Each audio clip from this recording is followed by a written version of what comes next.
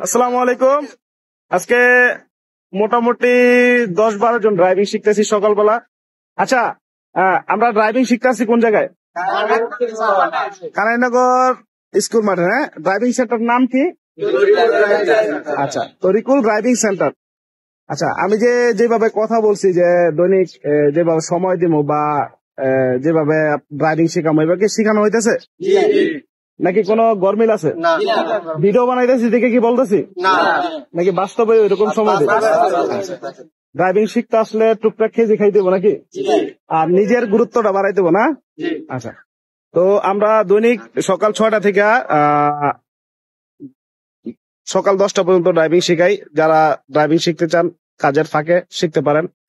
আবার যারা মাদ্রাসায় চাকরি করেন হুজুর মানুষ তারাও শিখতে পারেন। লাঞ্চের পর দুপুর 2টা থেকে 5টা পর্যন্ত ড্রাইভিং শেখাই।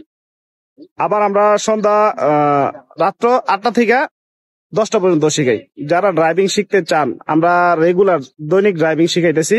অনেক স্টুডেন্টই ভর্তি হইতেছে, শিখতেছে, কোনো ব্যাড রেকর্ড নাই।